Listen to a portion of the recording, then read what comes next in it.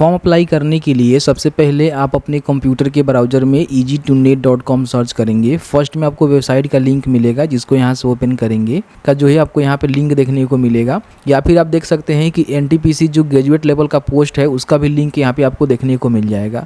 इसका जो लिंक है ना हमने डिस्क्रिप्शन बॉक्स में दिया हुआ है, वहाँ से भी क्लिक करके आ सकते हैं, क्योंकि इसमें देखेंगे तो सभी जानकारी आपको देखने को मिल जा रहा है। ठीक है, NTPC में जो है 2 प्रकार के भर्ती आती है, एक ग्रेजुएट लेवल होता है और एक जो है नॉन ग्रेजुएट लेवल होता है, अंडर ग्रेजुएट लेवल। ठीक है, तो अभी जो भर्ती निकाली गई है ना ग्रेजुएट लेवल का जो है पोस्ट यहाँ पे निकाले गए हैं 8113 पोस्ट पे आपका भर्ती होने वाला है, और इसके बाद जो अंडर ग्रेजुएट वाले पोस्ट हैं वो आएंगे, उसकी भी वीडियो बनाकर आपको हम जानकारी उपलब्ध करवा देंगे। ठीक है, नीचे आएंगे तो सभी जानकारी को भी पढ़ सकते हैं, और यहीं पे देखेंगे तो इनका जो भी फुल नोटिफिकेशन है उसका भी लिंक यहाँ पे देखने को मिल जाएगा, और साथ ही साथ अप्लाई करने का भी लिंक यहाँ पे देखने को मिल जाएगा। नोटिफिकेशन को डाउनलोड करेंगे तो आपका जो एप्लीकेशन फॉर्म है 14 सितंबर से शुरू किए गए हैं और 13 अक्टूबर तक जो है फॉर्म को आप भर सकते हैं। बाकी यहाँ पे आपका जो करेक्शन का विंडो है 16 से लेकर जो है 25 अक्टूबर के बीच में खोले जाएंगे। कोई भी प्रकार की आपकी गलती होती है तो उसको आप यहाँ पे मॉडिफाई कर सकते हैं। ठीक है, यहाँ पे हम वैकेंसी की रिगार्डिंग बात करें तो आप यहाँ पे देखेंगे तो बताया गया है कि आपका जो है ग्रेजुएट लेवल का पोस्ट है, तो इसमें आपका जो मिनिमम क्वालिफिकेशन होने वाला है वो आपका ग्रेजुएशन लेवल का होने वाला है। ठीक है, और आपका जो उम्र है 18 से लेकर 36 साल के बीच में है, और 3 साल जो है छूट आपको देखने को मिलता है, और 5 साल जो है SC ST को भी छूट यहाँ पे देखने को मिल जाता है, तो आप यहाँ पे फॉर्म को अप्लाई कर सकते हैं। बाकी यहाँ पे देखेंगे तो कौन कौन से पोस्ट हैं, पोस्ट की भी जानकारी यहाँ पे दी गई है। इनको कितने CPC का जो है लेवल का सैलरी मिलेगा वो भी बताई गई है। मेडिकल स्टैंडर्ड क्या रहेगा, एज लिमिट क्या रहनी चाहिए, तो यहाँ पे 18 से लेकर 33 के बीच में 1/1/2025 के भी यहाँ पे आपका काउंट किया जाएगा। ठीक है, बाकी यहाँ पे देखेंगे तो इन्होंने बताया हुआ है टोटल वैकेंसी जो है कौन से पोस्ट के लिए कितनी है, और टोटल वैकेंसी देखेंगे तो 8113 पदों पे आपका जो है भर्ती यहाँ पे निकाली गई है ग्रेजुएट लेवल का। ठीक है, इसकी हम क्वालिफिकेशन की बात करें तो यहाँ पे देखेंगे कौन से पदों के लिए आपका जो है क्वालिफिकेशन क्या रहने वाला है। जैसे कि मान लीजिए आप चीफ कमर्शियल कम टिकट सुपरवाइजर के लिए फॉर्म भरते हैं, तो अगर आपने ग्रेजुएशन किया हुआ है तो फॉर्म को भर सकते हैं। बाकी इन पोस्ट के लिए भी आपने ग्रेजुएशन किया हुआ है तो फॉर्म को भर सकते हैं। इसमें देखेंगे जूनियर अकाउंटेंट असिस्टेंट कम टाइपिस्ट का जो पोस्ट है ना, इसमें ग्रेजुएशन के साथ साथ जो भी आपका इंग्लिश और हिंदी टाइपिंग होता है और कंप्यूटर की जानकारी होता है वो भी यहाँ पे मैंडेटरी किया गया है। सीनियर क्लर्क कम टाइपिस्ट का देखेंगे तो इसमें भी बोला गया है कि ग्रेजुएशन के साथ साथ आपके पास प्रोफेंसी होनी चाहिए इंग्लिश और हिंदी, और कंप्यूटर पे जो है आपका एसेंशियल नॉलेज भी होनी चाहिए, तो यहाँ पे फॉर्म को भरेंगे। ठीक है, तो 2 प्रकार का जो पोस्ट है ना इसमें देख सकते हैं कि आपका जो है कंप्यूटर टाइपिंग और कंप्यूटर की भी नॉलेज होनी चाहिए, क्योंकि इसमें टाइपिंग टेस्ट भी कराए जाते हैं। बाकी ये जो 3 पोस्ट है ना इसके लिए केवल आप ग्रेजुएशन पास हैं या फिर उसके बराबर आपने कोई भी कोर्स किया हुआ है तो यहाँ पे फॉर्म को भर सकते हैं। बाकी हम एप्लीकेशन फ़ी की बात करें तो आप जनरल OBC EWS हैं तो 500 रुपये आपको पेमेंट करना होगा, जिसमें से 400 रुपये जो है CBT एग्जाम में बैठेंगे तो रिफंड हो जाएगा। SC ST physically handicap female के लिए जो है 250 रुपये का पेमेंट करना है, जो कि एग्जाम में बैठेंगे तो 250 रुपये आपको रिफंड यहाँ पे कर दिया जाएगा। तो मैंने आपको जो है बेसिक इन्फॉर्मेशन यहाँ पे दे दिया हुआ है। अब यहाँ पे आपको फॉर्म को भरना है, तो अप्लाई ऑनलाइन का जो लिंक है इस पर आपको क्लिक करना होगा। मेरा सलाह ये रहेगा कि नोटिफिकेशन को जरूर पढ़ लीजिएगा, उसके बाद ही फॉर्म को भरिएगा। फॉर्म भरने के लिए सबसे पहले ध्यान रखिएगा, अगर आपने रेलवे में पूर्व में किसी भी प्रकार की भर्ती के लिए आवेदन किया हुआ है, जैसे कि मान लीजिए अभी आप सभी को पता ही है कि कई सारे जो है पदों के लिए आवेदन लिया गया है। जैसे कि आप सभी जानते हैं कि अभी रिसेंट में देखेंगे तो पैरामेडिकल के लिए जो है अप्लाई किया गया। उसके पहले भी आपने जो भी LP के पोस्ट हैं, जो भी आपका अलग अलग प्रकार के पोस्ट है, उसके लिए अगर आपने आवेदन किया हुआ है तो पूर्व में जो आपने रजिस्ट्रेशन किया हुआ है ना, तो उसी पे आपका जो है लॉगिन करके फॉर्म को फिलअप कर सकते हैं। ऐसा नहीं है कि फिर से आपको जो है रजिस्ट्रेशन करना होगा। तो यहाँ पे अप्लाई के बटन पे आप क्लिक करेंगे तो यहाँ पे 2 ऑप्शन आपको देखने को मिलेगा। पहला देखने को मिलेगा क्रिएट एन अकाउंट, यानी कि अभी तक आपने यहाँ पे अपना रजिस्ट्रेशन नहीं किया हुआ है, फर्स्ट बार आकर यहाँ पे रजिस्ट्रेशन कर रहे हैं, तो यहाँ पे आप क्लिक करेंगे, फिर यहाँ पे ओके करेंगे, अपना जो भी जानकारी है वो डालकर अपना जो अकाउंट है उसको क्रिएट कर सकते हैं। जैसे कि मान लीजिए आपका नेशनलिटी कहाँ है, इंडियन है, नेपाली है कि भूटानी है। फिर यहाँ पे अपना जो भी पर्सनल इन्फॉर्मेशन होता है, जैसे कि आपका फुल नाम हो गया, यहाँ पे दोबारा फुल नाम को लिखेंगे। अगर आपने कभी नाम चेंज किया हुआ है तो यस में बता सकते हैं। डेट ऑफ बर्थ फिर उसको दोबारा टाइप करेंगे, जेंडर बताएंगे, दोबारा टाइप करेंगे, फादर मदर का नेम टाइप करके दोबारा लिखेंगे। यहाँ पे आपको जो है आधार वेरिफिकेशन करना होता है, तो आधार नंबर को डालेंगे और यहाँ पे आधार को वेरीफाई कर लेंगे। ठीक है, उसके बाद जो भी अपना कॉन्टैक्ट डिटेल्स होता है, जैसे कि ईमेल एड्रेस हो गया, उस पर एक OTP जाएगा, उसको डालकर यहाँ पे वेरीफाई कर कर लेंगे। मोबाइल नंबर पे भी OTP जाएगा, मोबाइल नंबर पे OTP डालकर यहाँ पे वेरीफाई कर लेंगे। फिर यहाँ पे आपको जो एक पासवर्ड क्रिएट करना होता है, जिससे आप लॉगिन करके रेलवे की किसी प्रकार की कोई भर्ती आएगी तो फ्यूचर में आप उसको उसी से फॉर्म को फिलअप कर सकते हैं। तो उस पासवर्ड को आप यहाँ पे रखेंगे और उस पासवर्ड को यहाँ पे कंफर्म करेंगे और यहाँ पे जो भी कैप्चा है इसको डालकर यहाँ पे प्रीव्यू करेंगे। तो आपने जो भी जानकारी डाला हुआ है ना, वो जानकारी आपके प्रीव्यू सेक्शन में आएगा, जिसको चेक करके अपना जो रजिस्ट्रेशन है यहाँ पे कंप्लीट कर लेंगे, यानी कि अकाउंट क्रिएट कर लेंगे। एक बार ही अकाउंट क्रिएट करना होता है और उस अकाउंट से मल्टीपल जो भी रेलवे की भर्ती आएगी उसके लिए अप्लाई कर सकते हैं। तो अगर आपने पूर्व में अपने अकाउंट क्रिएट किया हुआ है तो आपको जो है दोबारा यहाँ पर रजिस्ट्रेशन करने की आवश्यकता नहीं है। ये इनके लिए था जिन्होंने अभी तक अपने अकाउंट क्रिएट नहीं किया हुआ है। अब मान लीजिए आपने पूर्व में जो है रेलवे के कई सारे भर्तियों के लिए फॉर्म भरा हुआ है और आपका जो अकाउंट है ऑलरेडी जो है क्रिएट हुआ है, तो यहाँ पे ऑलरेडी हैव एन अकाउंट के बटन पर क्लिक करेंगे तो यहाँ पे मोबाइल नंबर या फिर ईमेल एड्रेस कोई भी एक जानकारी डालेंगे, जो भी आपने पासवर्ड क्रिएट किया था उस पासवर्ड को डालेंगे, कैप्चा को फिल करके आप यहाँ पे लॉग इन कर सकते हैं। कई सारे लोग ऐसे हैं जो कि अपना पासवर्ड भूल गए होंगे, तो यहाँ पे फॉरगेट पासवर्ड के बटन पर क्लिक करके अपना मोबाइल नंबर या फिर ईमेल आईडी किसी एक को डालकर डेट ऑफ बर्थ डालेंगे, कैप्चा को फिल करेंगे, प्रोसीड के बटन पर क्लिक करेंगे तो उनका जो पासवर्ड है यहाँ से फॉरगेट हो जाएगा। ठीक है, उसके बाद यहाँ पे आपको कैंसिल करके लॉगिन कर लेना है। चलिए मैं लॉगिन कर लेता हूँ। जैसे ही लॉगिन करेंगे तो आपके सामने इस तरह से इंटरफेस आपको देखने को मिलेगा। यहाँ पे आपको जो है ऑनलाइन एप्लीकेशन का जो बटन है ना, इस पर आपको क्लिक करना है। अब जैसे ही क्लिक करेंगे तो आपके सामने जो भी रेलवे में भर्ती चल रही है उसकी जानकारी यहाँ पे देखने को मिलेगा। देखिए यहाँ पे जो भी पैरामेडिकल की जो भर्ती है जिसके लिए हमने वीडियो बनाया था, तो 16/9 तक जो है इसका आवेदन कर सकते हैं, वो भी आपको देखने को मिल रहा है। और यहाँ पे देखेंगे जो भी ग्रेजुएट पोस्ट है जो कि रेलवे में निकाली गई है उसका भी यहाँ पे जानकारी आपको देखने को मिल रहा है। ठीक है, अब यहाँ पे आपको मान लीजिए ग्रेजुएट लेवल का जो पोस्ट है उसके लिए अप्लाई करना है, तो यहाँ पे सबसे पहले उसका जो RRB है ना, वो आपको बताना है कि आप जो है कौन से RRB के तहत जो है अपना फॉर्म भरना चाहते हैं। मैं आपको सलाह दूंगा कि कभी भी RRB का सिलेक्शन करने से पहले नोटिफिकेशन में देख लीजिएगा कि आपके कैटेगरी में और आप जिस भी RRB के लिए फॉर्म भर रहे हैं उसमें जो है भर्ती कितनी है। ठीक है, उसको चेक करने के लिए तो यहाँ पे नोटिफिकेशन के आप 62 नंबर पेज पे आएंगे तो देखेंगे तो सबसे पहले जो है अहमदाबाद से यहाँ पे शुरू किया गया है कि अहमदाबाद RRB में जो है कौन से कैटेगरी में कौन से पोस्ट के लिए कितना जो है यहाँ पे भर्ती निकाली गई है। ठीक है, तो आप इसको जरूर चेक करेंगे। जैसे कि मान लीजिए यहाँ पे देखेंगे चीफ कमर्शियल जो कम टिकट सुपरवाइजर है उनके लिए जो है देखेंगे तो कौन से कैटेगरी में जो है कितनी भर्ती है और टोटल यहाँ पे कितनी भर्ती है ये भी आपको यहाँ पे बताया जा रहा है। ठीक है, तो देखेंगे तो अहमदाबाद में जो है 516 पदों पे भर्ती है, जिसमें कौन से कैटेगरी में कितनी भर्ती है देख लेंगे। उसके बाद यहाँ पे देखेंगे अजमेर की जानकारी दी गई है, फिर यहाँ पे देखेंगे तो बेंगलुरु की दी गई है। ठीक है, यहाँ पे देखेंगे तो भोपाल की दी गई है। तो जहाँ कभी भरना चाहते हैं उसकी जानकारी जरूर चेक करिएगा। नीचे आप जाइएगा तो बहुत सारे अलग अलग जो RRB है उसकी जानकारी आपको देखने को मिलेगा। जैसे कि मान लीजिए मुझे जो भोपाल का फॉर्म भरना है तो यहाँ पे मैं भोपाल का सिलेक्शन करूंगा, तो भोपाल में आप यहाँ पे देखेंगे कि कौन से पोस्ट के सामने कौन से कैटेगरी में कितनी भर्ती है और टोटल जो है कितनी भर्ती है। देखेंगे 155 यहाँ पे भर्ती है, तो आप अपने हिसाब से उसका सिलेक्शन करिएगा। जैसे कि मान लीजिए हमने यहाँ पे भोपाल का सिलेक्शन किया हुआ है तो भोपाल की हम जानकारी को चेकआउट करेंगे और उसके बाद यहाँ पे इसका सिलेक्शन करेंगे। करना होगा कि मैं किसी भी RRB या फिर RRC के द्वारा डिवाइडेड कैंडिडेट नहीं हूँ, तो यहाँ पे टिक करिएगा। उसके बाद ही नेक्स्ट के बटन पे आपको क्लिक करना है। अब यहाँ पे आपको जो है सबसे पहले अपना जो पर्सनल डिटेल्स है उसको आपको फिलअप करना है। कुछ जानकारी जो है रजिस्ट्रेशन से लिया गया है, कुछ जानकारी आपको भरना होगा कि आपका शादी हुआ है कि नहीं हुआ है, तो यहाँ पे देख लीजिएगा। फिर अपना जो भी रिलीजन है उसका सिलेक्शन करेंगे। मदर टंग यानी कि अपना जो मातृभाषा है उसका यहाँ पे सिलेक्शन आपको करना है। यहाँ पे जो भी एग्जाम का लैंग्वेज है वो आप क्या लेना चाहते हैं, यानी कि जो भी आपका CBT एग्जाम होगा उसमें आप कौन से लैंग्वेज में जो है क्वेश्चन चाहते हैं उसकी जानकारी यहाँ पे बताएंगे। यहाँ पे आइडेंटिफिकेशन मार्क्स का मतलब होता है कि आपके चेहरे पे कट का या फिर तिल का कहीं भी निशान है, चेहरा हो गया या फिर कहीं हाथ पैर हो गया, तो उसकी जानकारी आपको 2 जो है कलम में यहाँ पे देना है, जिसमें से एक जो है देना मैंडेटरी है, दूसरा नहीं है तो छोड़ सकते हैं। तो जो भी अपना पहचान चिन्ह है उसको आप लिखेंगे। यहाँ पे अपना जो भी कम्युनिटी है उसकी डिटेल्स आपको डालनी होगी कि आप जो है किस कम्युनिटी से आते हैं।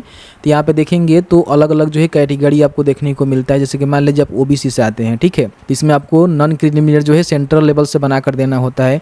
जो EWS आते हैं उनको EWS सर्टिफिकेट देना होता है। SC ST को जाति देना होता है। ठीक है, जैसे कि हमने OBC का सिलेक्शन किया तो यहाँ पे इन्होंने बताया कि सेंट्रल गवर्नमेंट के द्वारा SC ST या फिर OBC नॉन क्रिमिनल प्रमाण पत्र यहाँ पे एलिजिबल होता है। तो आप जो भी प्रमाण पत्र बनाइएगा सेंट्रल लेवल का आपका बना होना चाहिए।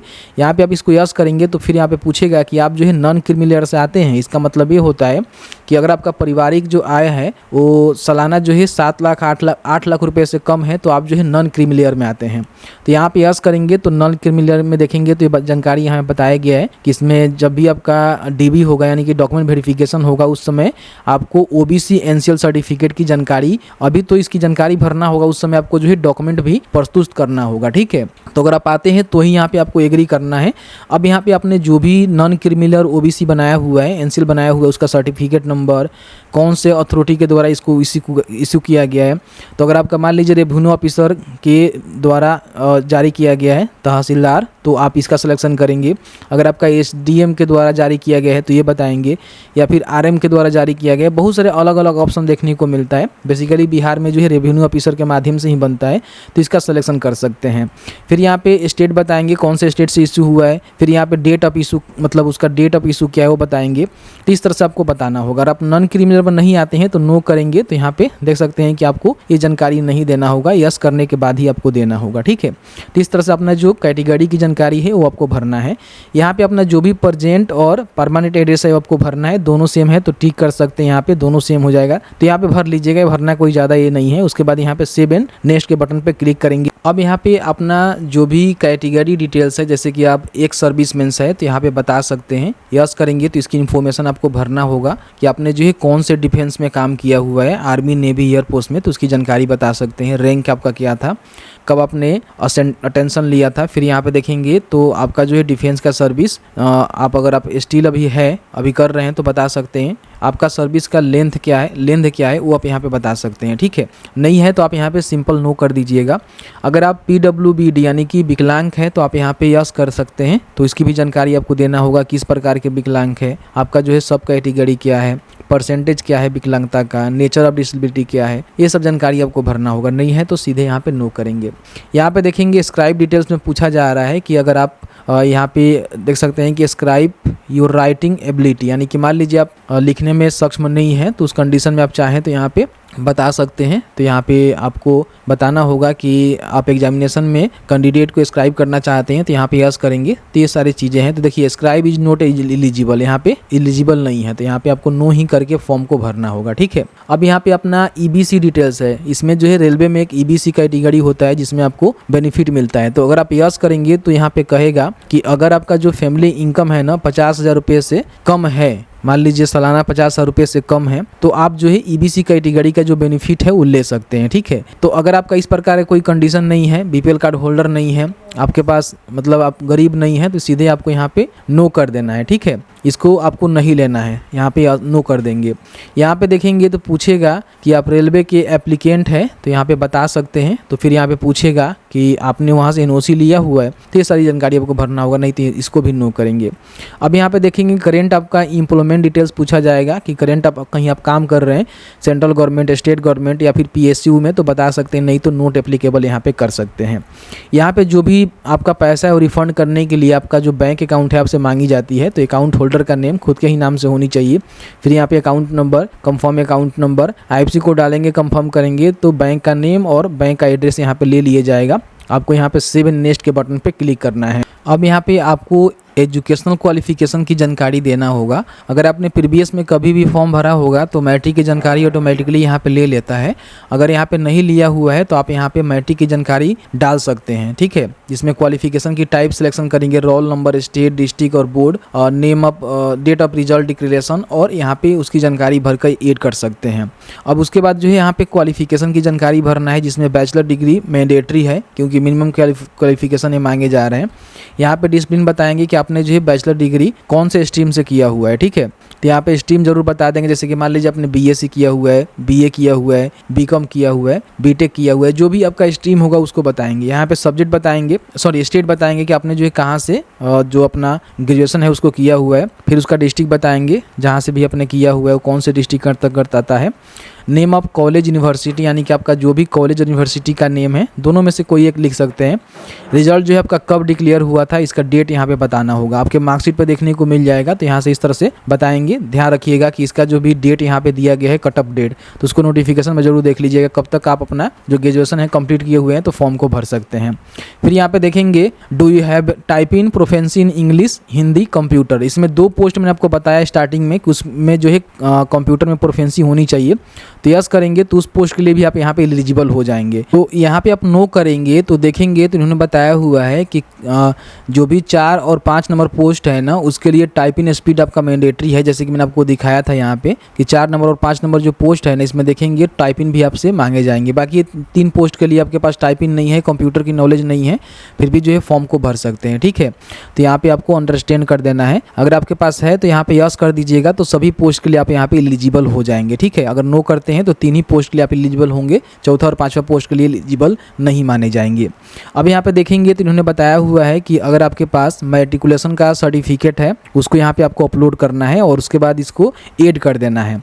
तो इस तरह से आपका जो क्वालिफिकेशन की जानकारी है यहाँ पे ऐड हो जाएगा। उसके बाद यहाँ पे नेक्स्ट के बटन पे आपको क्लिक करना है। अब यहाँ पे आपको जो है फ़ोटो और सिग्नेचर अपलोड करना है। यहाँ पे आपने जो भी मैट्रिक की सर्टिफिकेट को अपलोड किया हुआ है, तो यहाँ पे आप उसको चाहें तो व्यू भी कर सकते हैं कि आपने जो है सही ढंग से डॉक्यूमेंट जो अपलोड किया है कि नहीं किया है।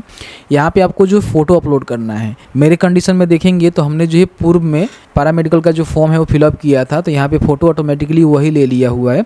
अगर आपको चेंज करना है तो आप यहाँ से इसको चेंज भी कर सकते हैं, या फिर वही फ़ोटो और सिग्नेचर रहने देना चाहते हैं उसको ही रहने देंगे, कोई भी दिक्कत नहीं है। फ़ोटो का साइज़ जो है 30 KB से लेकर 70 KB के बीच में होनी चाहिए। इसका डायमेंशन भी यहाँ पे बताया गया है, तो JPG में रहेगा तो आप इसको अपलोड कर दीजिएगा। ठीक है, फिर यहाँ पे सिग्नेचर की बात करें तो 30 से 70 KB के ही बीच में रहेगा, तो सिग्नेचर भी यहाँ पे अपलोड कर दीजिएगा।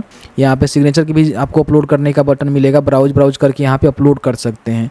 मेरा ऑलरेडी जो है पहले से अपलोड है, तो यहाँ पे दोबारा अपलोड करने की आवश्यकता नहीं है, लेकिन आपके कंडीशन में नहीं होगा तो आप यहाँ पे ब्राउज करके जरूर इसको अपलोड कर लीजिएगा। उसके बाद यहाँ पे सेव के बटन पे क्लिक करना है। अब यहाँ पे आपको जो है पोस्ट का प्रेफरेंस देना है। जैसे कि हम RRB भोपाल के लिए फॉर्म भर रहे हैं, तो इसमें 5 प्रकार के जो है अलग अलग पोस्ट है, तो कौन से पोस्ट को आप फर्स्ट पे जो है प्रेफरेंस देना चाहते हैं।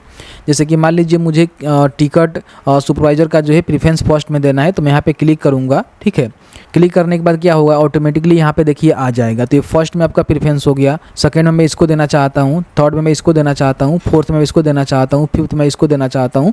तो इस तरह से मैं जो अपना सिलेक्शन कर लिया हूँ। यहाँ पे अगर आप टाइपिंग की जानकारी नहीं डाले होंगे तो 3 ही पोस्ट आपको देखने को मिलेगा। अगर आपने नो किया होगा तो 2 पोस्ट आपको देखने को नहीं मिलेगा। तो इस तरह से पोस्ट का जो प्रेफरेंस है अपने हिसाब से दे सकते हैं। इसको चाहें तो इस तरह से चेंज भी कर सकते हैं, या फिर आपने गलत प्रेफरेंस दे दिया हुआ है तो आप यहाँ से इसको डिलीट भी कर सकते हैं। ठीक है, तो इस तरह से पोस्ट का प्रेफरेंस देना है। यहाँ पे आपको टिक करना है और यहाँ पे आपको डिक्लेरेशन करके प्लेस लिखना है, और प्लेस लिखने के बाद यहाँ पे आपको सेव करना है, और सेव के बाद प्रीव्यू एप्लीकेशन के बटन पे आपको क्लिक करना है, जिसको चेकआउट कर लीजिएगा। आपको लगता है कोई भी गलती है तो यहाँ पे एडिट पर क्लिक करके उसको सही कर लीजिएगा। लगता है सही है तो यहाँ पे टिक करेंगे, सबमिट के बटन पे क्लिक करेंगे। बोला जा रहा है कि एप्लीकेशन एक बार आप सबमिट कर देते हैं तो अभी जो है करेक्शन करने का मौका आपको नहीं मिलेगा। जब करेक्शन का डेट आएगा उस समय आप कर सकते हैं। सबमिट के बटन पर क्लिक करेंगे तो आपका एप्लीकेशन जो यहाँ पे सबमिट हो जाएगा।